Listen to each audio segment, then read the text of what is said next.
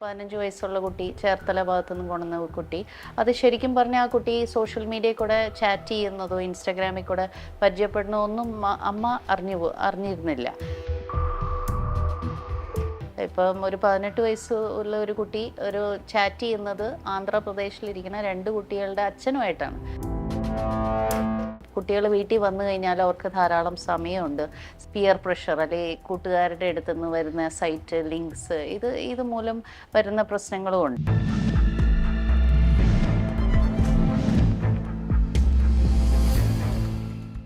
ഇപ്പോൾ ഒരു പരമ്പര ഏഷ്യാൻ ന്യൂസ് തുടങ്ങിയത് ടെലഗ്രാമിലേക്ക് പറഞ്ഞ സെക്ഷലി ഫോർവേഡ് ഗ്രൂപ്പുകൾ, ആക്റ്റീവ് ആയിട്ടുള്ള ബോട്ടുകൾ, അതൊക്കെയാണ്.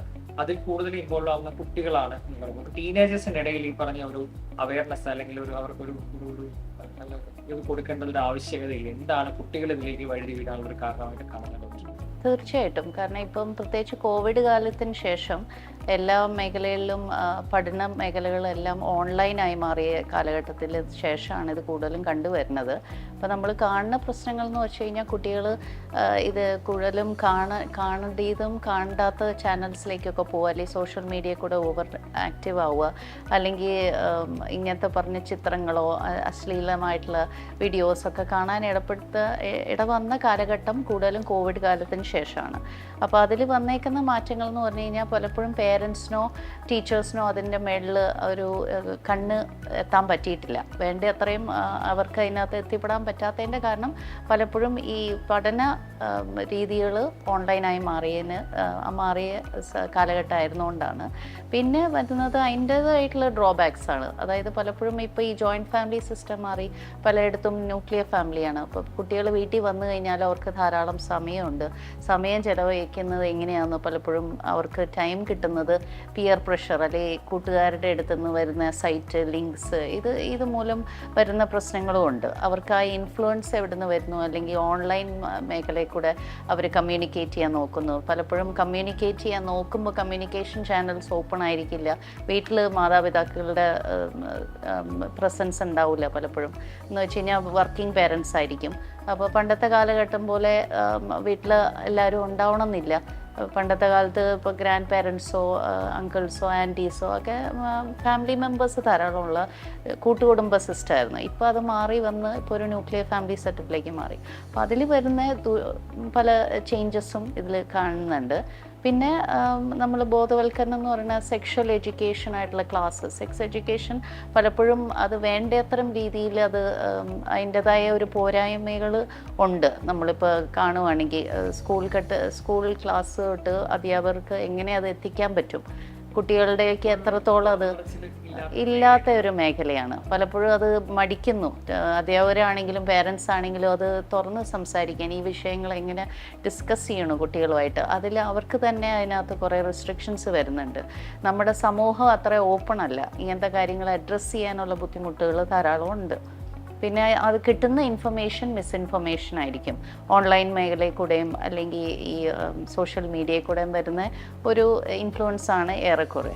അങ്ങനത്തെ വ്യത്യാസങ്ങൾ വന്നിട്ടുണ്ട്. അങ്ങനത്തെ പ്രോബ്ലംസും ഏറെക്കുറെ പ്രായം എന്ന് പറയുന്നത് ഈ ഒരു സെക്ഷലി ആ സമയത്ത് ഇവരെ ഈ പറഞ്ഞവരെ ഇൻഫ്ലുവൻസ് ചെയ്യുന്നത് കയ്യിലുള്ള ഫോണോ അതിൽ വരുന്ന ചിത്രങ്ങളൊക്കെ ആയിരിക്കും. അപ്പൊ ഇതിൽ പാരന്റ്സ് എത്രത്തോളം ഇതിന്റെ ഇടയിൽ അവർക്ക് എങ്ങനെയാണ് ഇത് കൺട്രോൾ ചെയ്യാൻ സാധിക്കുന്നത്? തീർച്ചയായിട്ടും. കാരണം കുട്ടികളെ സംബന്ധിച്ചോളം ഇപ്പോൾ പേരൻസിൻ്റെ മൊബൈലാണെങ്കിലും പലപ്പോഴും ഇപ്പോൾ കുട്ടികൾക്ക് തന്നെ 10ാം ക്ലാസ് എന്നൊന്നുമില്ല, എല്ലാവർക്കും തന്നെ മൊബൈലിൽ തിരിച്ചറിവ് വരുന്ന കാലം തൊട്ട് അവർക്കറിയാം എങ്ങനെയാണ് ഇത് കൈകാര്യം ചെയ്യേണ്ടത്. കുട്ടികൾക്ക് ഒരുപക്ഷെ പേരൻസിനേക്കാളും അധ്യാപകരെക്കാളും നന്നായിട്ട് കൈകാര്യം ചെയ്യാൻ അറിയുന്നുണ്ടാവും. ഇപ്പോൾ ഫോണും മൊബൈലും എങ്ങനെയാണ് സോഷ്യൽ മീഡിയ ഹാൻഡിൽ ചെയ്യേണ്ടതെന്ന് പോലും. ഇപ്പോൾ എനിക്ക് വന്ന ഒരു കേസ് തന്നെ 15 വയസ്സുള്ള കുട്ടി ചേർത്തല ഭാഗത്തു നിന്ന് കൊണ്ടുവന്ന കുട്ടി അത് ശരിക്കും പറഞ്ഞാൽ ആ കുട്ടി സോഷ്യൽ മീഡിയയിൽ കൂടെ ചാറ്റ് ചെയ്യുന്നതോ ഇൻസ്റ്റാഗ്രാമിൽ കൂടെ പരിചയപ്പെടുന്നതോ ഒന്നും അമ്മ അറിഞ്ഞിരുന്നില്ല. ഫാദർ മരിച്ചുപോയതാണ് കുട്ടിയുടെ. അപ്പോൾ ഈ ആൻറ്റിയും മറ്റേ ഈ പറഞ്ഞ പോലെ അയൽവക്കക്കാരും അറിഞ്ഞാണ് കുട്ടിയെ നമ്മുടെ അടുത്ത് കൊണ്ടുവരുന്നത്. കാരണം മിസ്യൂസ് വന്നിട്ടുണ്ട് അതിൽ. ഒത്തിരിയേറെ അക്കാഡമിക് പെർഫോമൻസ് ഉണ്ടായിരുന്ന ഒരു കുട്ടി എല്ലാത്തിലും തോറ്റു തുടങ്ങി, എല്ലാ സബ്ജക്റ്റിലും ഒരു സപ്ലി പോലെ വന്നു തുടങ്ങിയപ്പോൾ അധ്യാപകരാണ് അത് ആദ്യമായിട്ട് ശ്രദ്ധിച്ച് നമ്മുടെ അടുത്തേക്ക് എത്തിക്കുന്നത്. അതിൽ വന്നേക്കുന്നത് ഒരു 20 വയസ്സുകാരനുമായിട്ടാണ് ചാറ്റിങ്. 15 വയസ്സുള്ള ഈ കുട്ടിയെ ഓരോ ഹോട്ടൽസിലും കൊണ്ടുപോയി അശ്ലീല ചിത്രവും അതിൻ്റെ നഗ്നമായിട്ടുള്ള ഇമേജസും എടുത്തിട്ട് ഫോട്ടോസും വീഡിയോസും എടുത്തിട്ട് അത് പുള്ളി സർക്കുലേറ്റ് ചെയ്യുക വരെ ചെയ്തു. അതൊരു പോക്സോ കേസായി മാറിയ ഒരു കേസാണ്. അത് നമ്മുടെ അടുത്ത് എത്തിക്കാൻ കാരണം ഇവർക്ക് ഭയമായി. കാരണം ഭയപ്പാട് വരാൻ കാരണം നാട്ടുകാരും വീട്ടുകാരും എല്ലാം ഈ വീഡിയോസ് ആക്സസ് ചെയ്യാൻ തുടങ്ങി. അപ്പം പലപ്പോഴും ഈ വലിയവർ തന്നെ ഈ കുട്ടിയെ മിസ്യൂസ് ചെയ്യാനുള്ളൊരു ആ ഒരു സന്ദർഭത്തിലേക്ക് പോകുന്നുള്ളൊരു ഭയമായി. അപ്പോൾ ടീച്ചേഴ്സ് തന്നെയാണ് ഇത് കണ്ടറിഞ്ഞ് നമ്മുടെ അടുത്തേക്ക് വരുന്നത്. പക്ഷെ പലപ്പോഴും ഈ കേസിൽ പോലും അമ്മയ്ക്ക് അറിയില്ലായിരുന്നു അവിടെ എന്താ നടക്കുന്നത്. ഈ കുട്ടിയുടെ അമ്മ അറിഞ്ഞിട്ടില്ല ഈ കുട്ടി ഇത്രയും ആൾക്കാരുമായിട്ട് ചാറ്റിംഗ് ഉണ്ട്, അല്ലെങ്കിൽ ഇൻസ്റ്റാഗ്രാമിലും ഫേസ്ബുക്കിൽ കൂടെ ഇത്രയും കോൺടാക്ട്സ് ഉള്ള കാര്യം അറിഞ്ഞിരുന്നില്ല. പലപ്പോഴും അവിടെയാണ് പ്രശ്നം. ഇതിൽ ചില ഇഷ്യൂസ് ഇപ്പൊ ഒരാളുടെ ഫോട്ടോ ഞാൻ ഫോണിൽ നോക്കുന്നു, ഒരാള് അമ്മയോ സഹോദരിയോ ചിലപ്പോൾ അവരുടെ ഒരു ഫോട്ടോ ആയിരിക്കും ഡീപ് ഫേക്കിലൂടെ ഇങ്ങനെ സ്പ്രെഡ് ചെയ്യുന്നത്. പക്ഷെ ഇവർക്ക് ഇത് നാണക്കേട് ഓർത്ത് ഇത് പറയാൻ മടിയുണ്ടാവും. അങ്ങനെയുള്ള ആളുകൾ എങ്ങനെയാണ് ഇതിനൊരു നിയമപരമായ ഒരു സഹായം കൂടെ കിട്ടണമെങ്കിൽ ഇത് തുറന്ന് പറയും വേണ്ടത്. പറയുന്നതും പറഞ്ഞു കഴിഞ്ഞാൽ എങ്ങനെയാണ് കൂടുതൽ ആൾക്കാർ അതിനെ സ്വീകരിക്കുന്നത് ഭയമുള്ള ആൾക്കാർ? അതെ, പ്രത്യേകിച്ച് പെൺകുട്ടികളുടെ കാര്യത്തിൽ പലപ്പോഴും പേരൻസിനുള്ള വരുന്ന ഒരു വിദ്വേഷം അതാണ്, ഒരു ബുദ്ധിമുട്ട് വരുന്ന അതാണ്. കാരണം നമ്മുടെ അടുത്ത് എത്തിക്കുക, അല്ലെങ്കിൽ പോലീസ് സ്റ്റേഷനിൽ ഒരു കംപ്ലൈൻറ്റ് കൊടുക്കുമ്പോൾ ഒക്കെ അത് നാട്ടുകാർ 5 പേര് അറിഞ്ഞു, അല്ലെങ്കിൽ മൂന്നാമതൊരാൾ അറിഞ്ഞു. അപ്പോൾ അത് ഫ്യൂച്ചറിനെ എങ്ങനെ ബാധിക്കുക, കുട്ടിയുടെ ഭാവിയെ എങ്ങനെ അത് ബാധിക്കും എന്നുള്ളതാണ്. പക്ഷേ ഇതിലും നമ്മൾ തിരിച്ചറിയേണ്ട ഒരു കാര്യം എന്ന് പറഞ്ഞാൽ എത്രയും പെട്ടെന്ന് അത് നമ്മൾ ആക്ഷൻ എടുത്തില്ലെങ്കിൽ അത് അടുത്ത സ്റ്റേജിലേക്കല്ലേ പോവുള്ളൂ. അപ്പോൾ അത് കൈവിട്ട് പോകുന്ന ഒരു അവസ്ഥയിലേക്ക് പോണേക്കാളും നല്ലത് നമ്മൾ എത്രയും പെട്ടെന്ന് തിരിച്ചറിയുക എന്നുള്ളതാണ്. പ്രശ്നങ്ങൾ തിരിച്ചറിഞ്ഞ് എത്രയും പെട്ടെന്ന് അതിനകത്ത് ആക്ഷൻ എടുക്കുക, അല്ലെങ്കിൽ വേണ്ട അതോറിറ്റീസിനെ അറിയിക്കുക എന്നുള്ളത് വളരെയധികം ഇമ്പോർട്ടൻ്റ് ആണ്. പ്രത്യേകിച്ച് ഇന്നത്തെ കാലഘട്ടത്തിൽ വളരെ വിജിലൻ്റ് ആവണം പേരൻസും, അതുപോലെ തന്നെ അധ്യാപകരും. അവർക്കായിരിക്കും ചിലപ്പോൾ ഒരു വർഷം പേരൻസിനേക്കാളും മുമ്പ് തന്നെ അറിയാൻ പറ്റുന്നത് ഈ കാര്യങ്ങൾ. സെക്സ് എഡ്യൂക്കേഷൻ അടക്കം എങ്ങനെയാണ് കുറച്ചുകൂടെ ഒരു സ്കൂളുകളിലും വീട്ടിലും ഇതൊക്കെ കുറച്ചുകൂടെ പ്രാക്ടിക്കലായിട്ട് അല്ലെങ്കിൽ ഈ ഒരു കാലത്ത് എങ്ങനെയാണ് ഡോക്ടർ അത് കരുതുന്നത്? കുട്ടികളെ കുറച്ചുകൂടെ ഇതൊക്കെ എത്തിക്കണം എന്നത് ഇതിനൊരു മെത്തേഡ് ശരിക്കും പറഞ്ഞു കഴിഞ്ഞാൽ പേരൻസിൽ നിന്ന് തുടങ്ങണം. കമ്മ്യൂണിക്കേഷൻ ചാനൽസ് എപ്പോഴും നമ്മളിപ്പോൾ പറയുകയാണെങ്കിൽ പേരൻസ് വർക്കിംഗ് ആയിരിക്കും.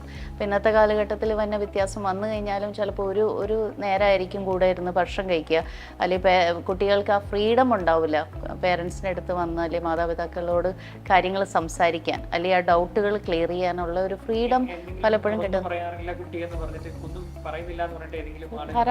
ധാരാളം കേസുകൾ വരാറുണ്ട്. എന്ന് വെച്ച് കഴിഞ്ഞാൽ പ്രശ്നങ്ങൾ വന്നു കഴിയുമ്പോഴാണ് ഇവരറിയുന്നത്. ഇപ്പം ഒരു 18 വയസ്സ് ഉള്ള ഒരു കുട്ടി ഒരു ചാറ്റ് ചെയ്യുന്നത് ആന്ധ്രാപ്രദേശിലിരിക്കുന്ന 2 കുട്ടികളുടെ അച്ഛനുമായിട്ടാണ്.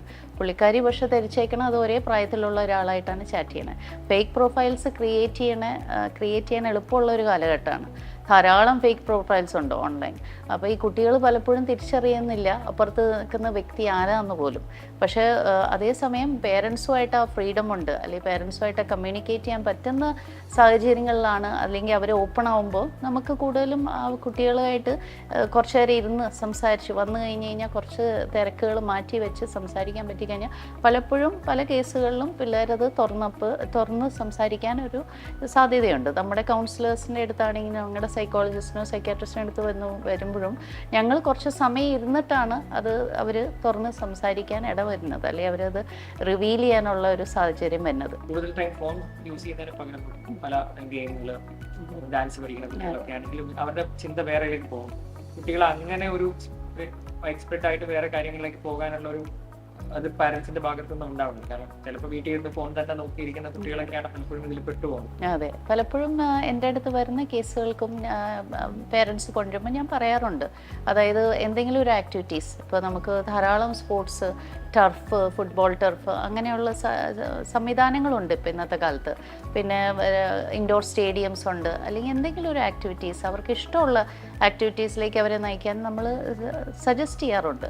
പലപ്പോഴും എന്താ പ്രശ്നം പറ്റുന്നതെന്ന് വെച്ചാൽ പേരൻസിനും ടൈം ഷോർട്ടേജ് ഉണ്ടാവും, അല്ലെങ്കിൽ അവർക്ക് അതിന് വേണ്ട അത്രയും സമയം കൊടുക്കാൻ പറ്റുന്നുണ്ടാവില്ല, അല്ലെങ്കിൽ അവർ 2-3 കുട്ടികളുള്ള വീട്ടിലാണെങ്കിൽ മൂത്തയാൾക്ക് വേണ്ടി അത്രയും സമയം ചിലവഴിക്കാൻ പറ്റില്ല, ഇളയ കുട്ടികളുള്ളതുകൊണ്ട്. അപ്പം അങ്ങനെയൊക്കെ വരുമ്പോഴാണ് ഈ ഒരു പ്രശ്നങ്ങൾ തിരിച്ചറിയാതെ വരുന്നത്. പലപ്പോഴും അവരെന്താ ചെയ്യുന്നത്, അവരുടെ ആക്ടിവിറ്റീസ് എന്താണെന്ന്, അല്ലെങ്കിൽ പിയർ ഗ്രൂപ്പ് എന്താ, ഫ്രണ്ട് ഗ്രൂപ്പ് എന്താണെന്ന് പലപ്പോഴും പേരൻസ് തിരിച്ചറിയാതെ പോകുന്നു. കൂടുതലും വിജിലൻ്റ് ആയിട്ട് ഇരിക്കേണ്ടത് ഈ പറഞ്ഞ പേരൻറ്റ് ഗ്രൂപ്പും അതുപോലെ തന്നെ അധ്യാപകരും ഒരുപോലെ വിജിലൻ്റ് ആയിരിക്കേണ്ട ഒരു കാലഘട്ടമാണിത്. നമ്മൾ എല്ലാ കാര്യത്തിലും എപ്പോഴും നമുക്ക് ഇടപെടാൻ പറ്റിയില്ലെങ്കിലും നമ്മൾ ഒരു മേഖല, ഒരു കമ്മ്യൂണിക്കേഷൻ ചാനൽ എപ്പോഴും അവിടെ തുറന്ന് ഇട്ടിരിക്കണം. അപ്പോഴാണ് കുട്ടികൾക്കും അതൊരു കംഫർട്ട് ഉണ്ടാവുള്ളൂ, അത് തുറന്ന് സംസാരിക്കാനും അത് അവരുടെ പ്രോബ്ലംസ് ഷെയർ ചെയ്യാനും പറ്റുന്നുണ്ടാവുള്ളൂ.